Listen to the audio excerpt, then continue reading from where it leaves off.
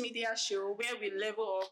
I'm your host, Anita, and today I'm so excited to explore the topic capacity building. In this fast paced world, it's not just about keeping up, it's about building wisdom, skills, knowledge, and network that will help you leap ahead. And the secret sauce to exploring your full potential is capacity building. And today we have with me our guest speaker, Tonye Taylor. Is a graphic designer, is a web developer, and also an author. And just sit tight. And at the end of this section, you are going to learn how to intentionally build capacity. Thank you very much. And if you don't subscribe to our channel, please do that. Welcome, sir. It's a pleasure to have you here. Thank you for having me, Ebit Studio. Okay. Recently I went somewhere and I saw people shouting. There was a particular lady that walked in, so everybody was shouting capacity, capacity. And on a second thought, I was wondering, why are they calling this lady capacity? And when I made some discovery, I found out that she was one-time president of their association, and she did very well when during her tenure. That's why they were calling her capacity, capacity. So please, can you explain in a very simple term what capacity building is? All right. Firstly, I want to thank you once again for the privilege of being here. You see, capacity building is one topic that many people feel they know the topic, but when we look at it from another lens, you see that a lot of times we are wrong about this topic called capacity building. Okay, so when we talk about capacity building, what are we actually talking about? All right, capacity building will occasionally include the idea of an individual who needs to improve on some skills, improve his knowledge, or even grow in certain abilities, in order to operate with a new attitude, to operate with a new mindset, and of course, to operate with a new set of skills in order to be able to do certain things, or do some new things, or do certain things that are currently, you understand, beyond his or her reach. Things are not attainable at the moment. So that person, in other words, is trying to build these areas of his life in order to be able to do that probably in the future. That's what capacity building is all about. But you see, a lot of times we still get these things, we get these things wrongly, because capacity building has nothing to do with changing what is around you. It has a lot to do with changing what is within you. Okay? So capacity building is going to often involve your decision to be able to create change. But you see, nothing is going to change around you if nothing changes within you. And that is the starting point for capacity building. When we talk about capacity building, it has a lot to do with, building what is inside of you, because it's what is inside of you is a change that takes effect within that is going to reflect outwardly. And a lot of times you get this thing backwards. So you see people trying to build capacity, and yet we don't even know what the word capacity means. But if you want to really understand certain things, you need to go back to the basics. That's English. Break down the words. What is capacity and what is building? A building is a structure, it's an edifice, right? And capacity, like most people wrongly define, is the ability to do work. But like we will learn later in this session, you see that capacity is not just the ability to do work. There's so much more to capacity building than just being able to do something. Wow, thank you very much. That was very insightful. And when you were talking, you mentioned something about it has to be within. So will you advise people to build capacity based on their innate ability? For example, someone that knows how to sing, like the person finds it very easy to sing, do you advise the person to build capacity on that particular aspect, like singing, or someone that knows how to tell a joke, the person should build capacity on that particular area? What's the relationship between capacity building and talent? All right. It still boils down to what I just said earlier on. Okay. So to do that, I'm a spiritual man, so I'm going to go back to the Bible. So Wow.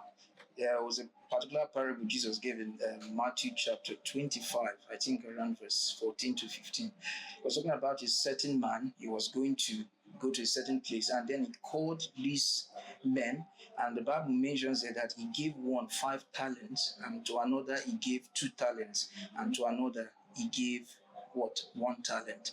Now, there was something striking I figured out from that particular verse of scripture. The Bible says he gave them these gifts according to their abilities. Okay. According to their abilities. That's why I said capacity has nothing to do with the ability to do something, because in actual fact, when God calls you, whatsoever God calls you to do, He gives you the ability to do it. Now, the issue is not with the ability, the issue is with the attitude. All right. And this is why I say many people get it wrongly. For example, what is your attitude toward growth? What is your attitude towards your academics if you're in school? What's your attitude towards your business if you're into business? What's your attitude towards your profession? What's your attitude? It all boils down to your attitude. Remember, these people, they were given these talents according to their what? Abilities. So it means that the ability is already there. All right. And this kind of reminds me about um, the time I was in school studying physics. There are these 2 definitions of energy. There's what we call the potential energy and kinetic energy. Now, capacity building is kind of like the potential energy and kinetic energy. Potential energy and kinetic energy, they are kind of different, but they are interrelated. So one talks about what can be, the other talks about what is. So potential energy is what can be. Kinetic energy is what is. So potential energy is, all right, is stationary. It means it's a kind of stored energy that can be released. But then kinetic energy is energy in motion. And to bring it back home, capacity building is just like potential energy. Do you understand? But capacity building that is potential energy is almost useless. It means dormant within every individual born today into the world is a form of energy. Do you understand? Dormant within every child born today is what? Talent. So we have talents, we have gifts. But these gifts will just stay there lying dormant because they are possibilities, they are potentials that have not yet been realized. That is where attitude comes, because now we're not just talking about ability. All right, we're not talking about attitude. So it is the attitude of that person to be able to be hardworking, to be diligent, all right, to the thing that he has been given, that we make the person become a person of capacity. So capacity, in other words, can be potential and it can also be kinetic. So it is capacity in motion, do you understand, that produces result. You might have something within you that stays there sleeping, all right, and stays there dormant. And like in the words of Miles Moreau, he will tell you, everyone should die empty, because something can be staying dormant within you and you will never tap into the resources that are dormant within you. And that is where attitude comes in. And attitude can very well involve your consistency in the things you're doing, your ability to be able to remain faithful to the tasks that you've been given, and so many other things. Thank you very much. That was very insightful.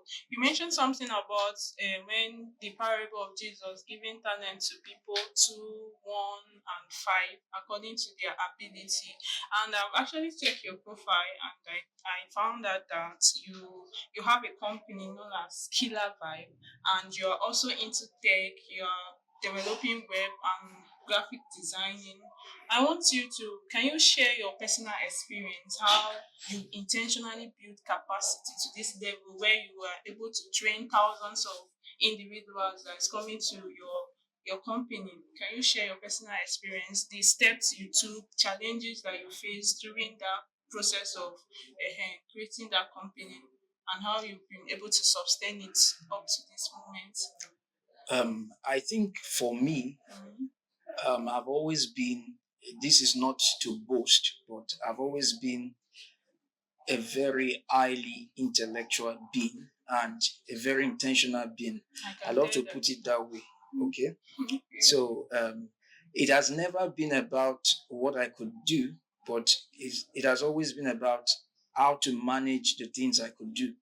Right? Like my mentor would always say that my gift is not necessarily ministry or all those things, but the fact that I can multitask, and multitasking has been my greatest talent.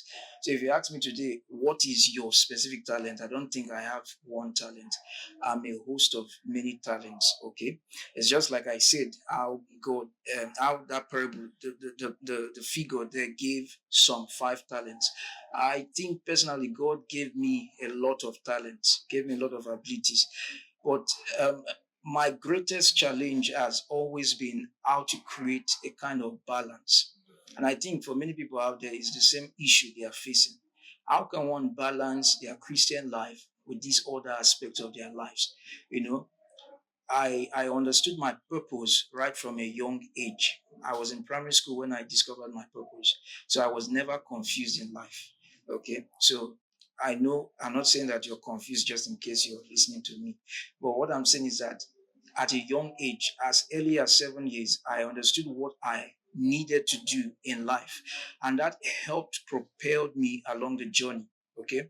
So like I said earlier, the challenge has always been about balance.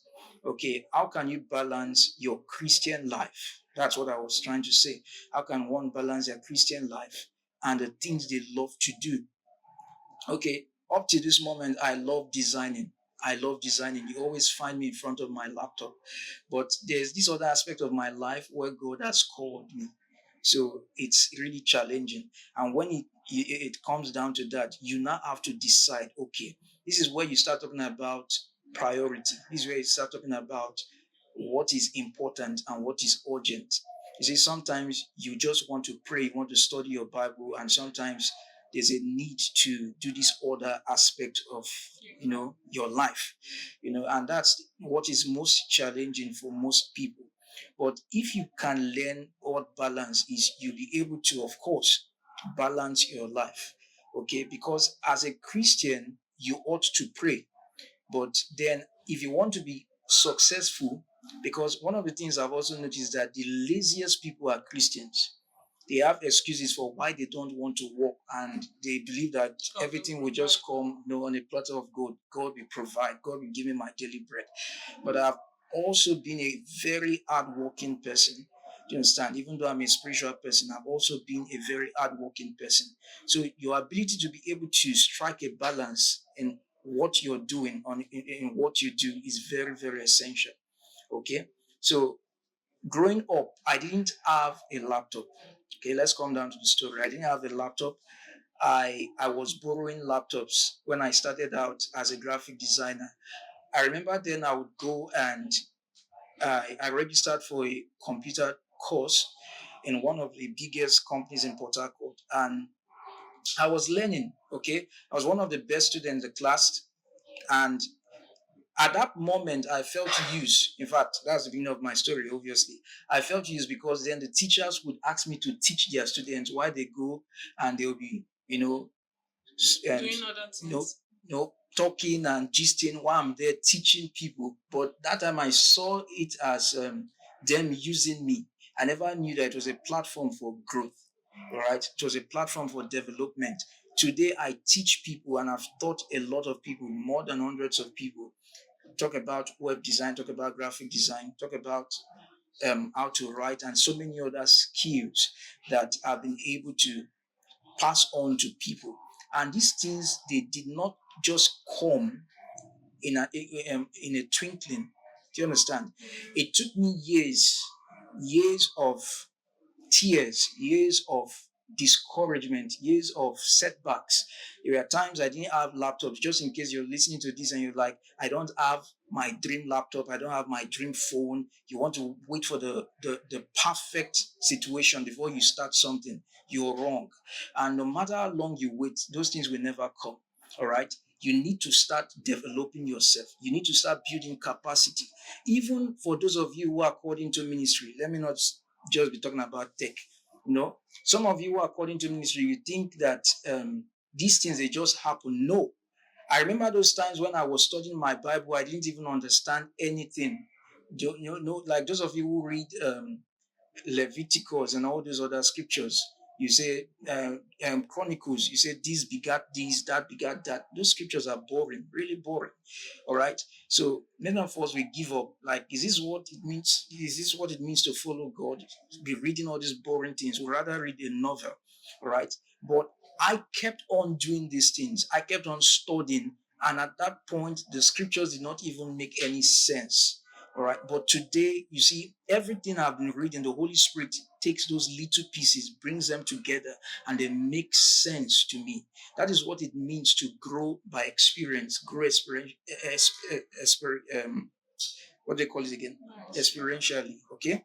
By experience. So you don't just wait for the perfect conditions, the perfect opportunities before you know that you can actually start building capacity.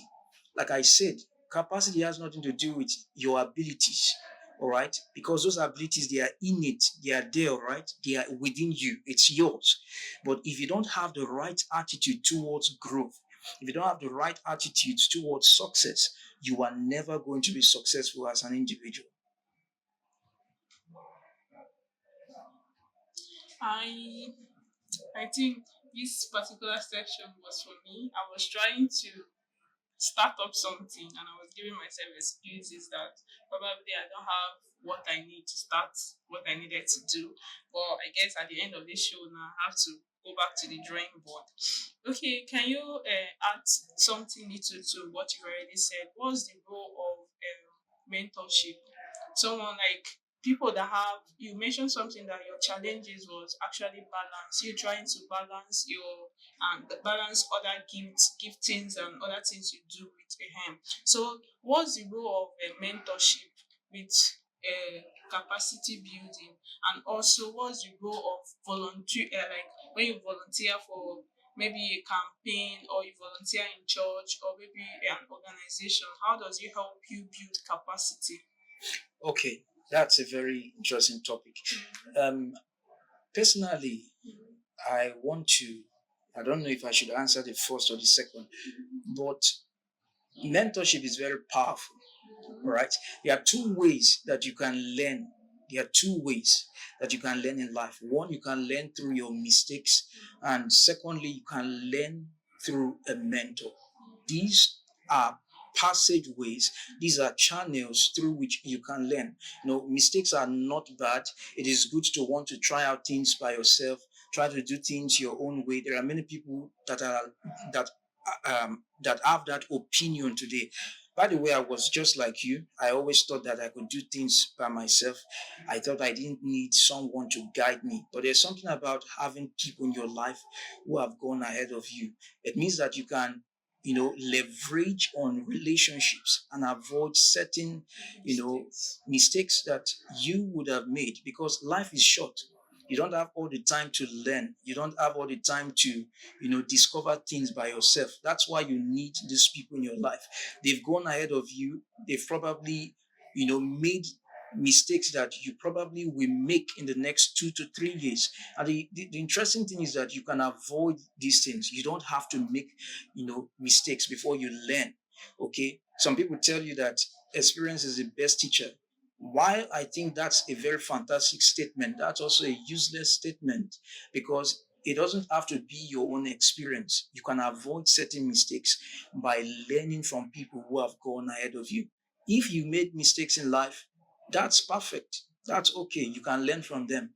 But never you say that you will wait to make mistakes before you begin to learn. And the one way that you can avoid these mistakes is by having a mentor. you must submit to mentorship and learn from people who have gone ahead of you. Thank you. You not answer the part of voluntary. Yes, about um, getting involved in voluntary organizations. That's what you mean, right? Personally, it has been a blessing to me. Okay, like I said, I'm a graphic designer, but I didn't become this good out of the blue.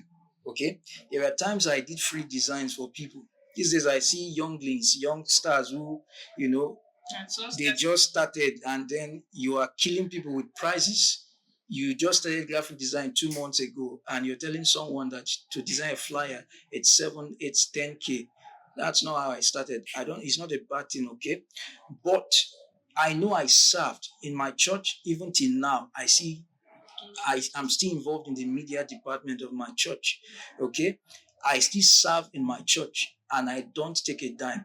These things, they didn't tell me to do it. I went to my pastor and I told him, this is what I want to do. This is how I want to serve. So, my advice to you is find somewhere, find an organization, find a team, find, a place where you belong and stay there and serve. One of the things service does to people is that, and of course, I experienced it firsthand, it brings this form of deliverance that you will not find anywhere else. There are many people who discover their purpose in the place of service.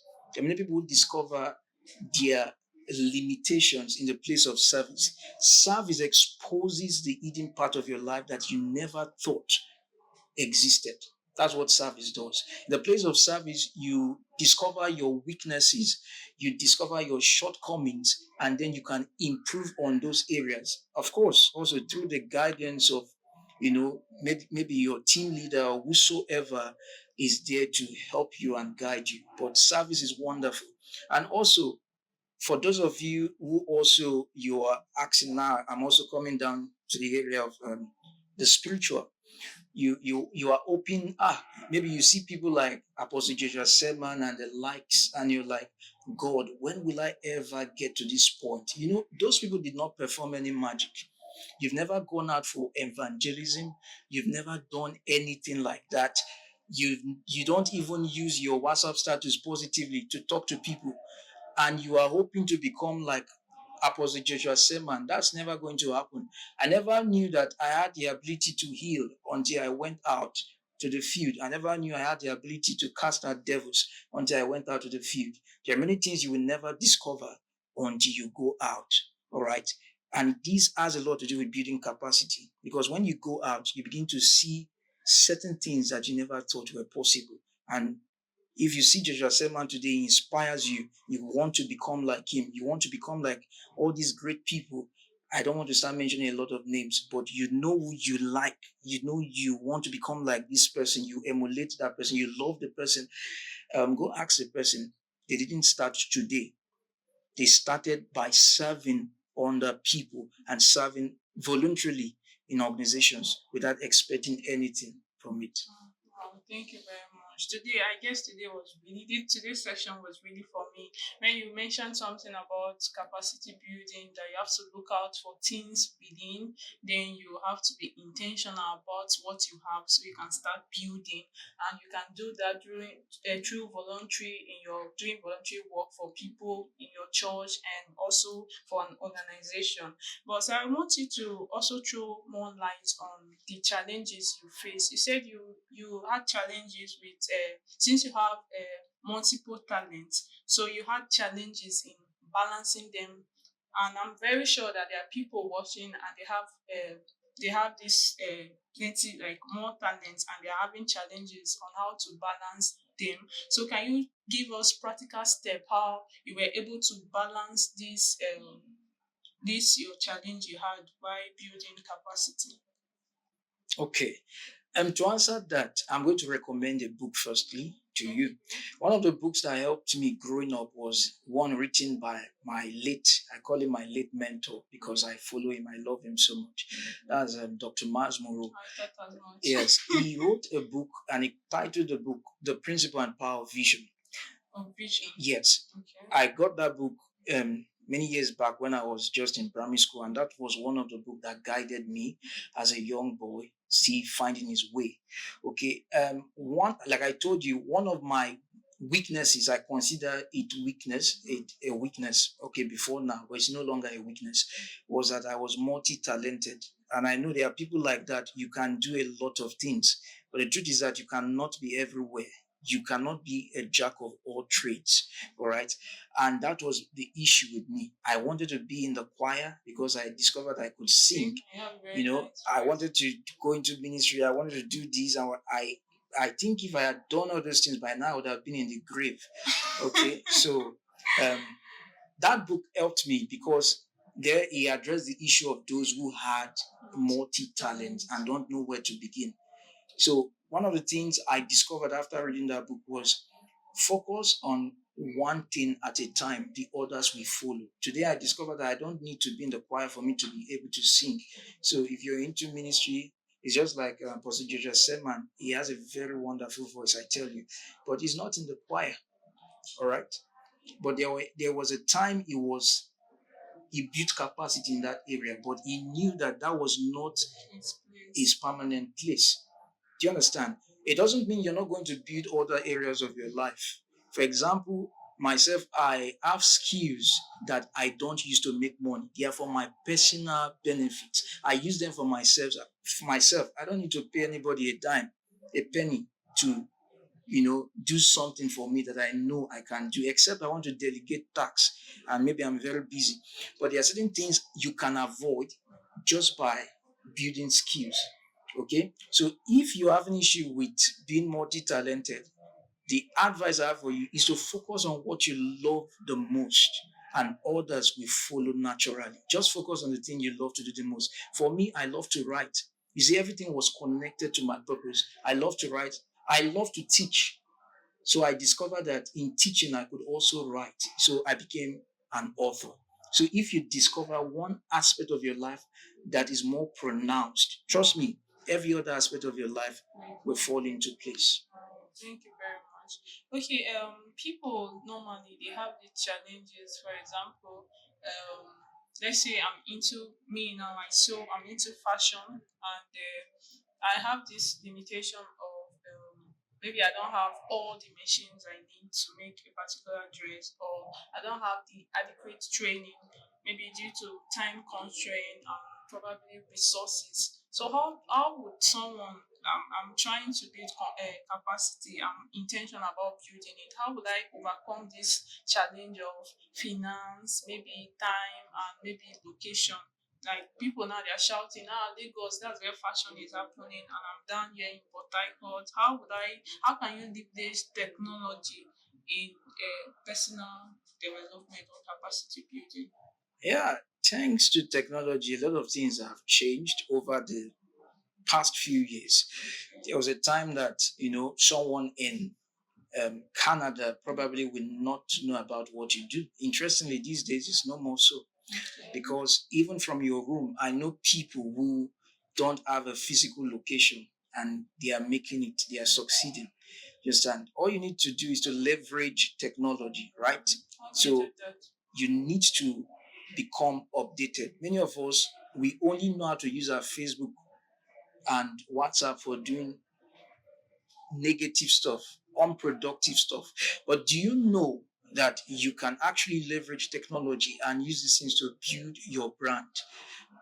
Frankly speaking, your brand is about you. Okay, that's why every time you see me, I put my face on my flyers because I am my brand. I am the brand. Personal Do you understand? Before people get to know about my company, Skiller View, they have to know about me. I sell myself. If you are not sold, you cannot sell. Do you understand? If you're not sold, you cannot sell. So you have to be sold as a person before you're able to sell. And that's a mistake we make. You don't have to, have all the money in the world, all the finance, all the resources before you start something you have and wherever you are. And that is all you're ever going to be needing. Thank you very much. And to add to what you say, you can actually leverage on relationship. For example, I want to go into content, or I'm trying to advertise what I have, and I don't have a good phone to snap. I can get from my friend, snap and send it. You can actually leverage on your relationship. So thank you very much for joining us today. If you've not subscribed to our channel, please do that. And thank you, Tony, for coming. It was Thank you really again. insightful. So please subscribe to our channel. Thank you very much. Ebit Media. So see you next time. Thank you.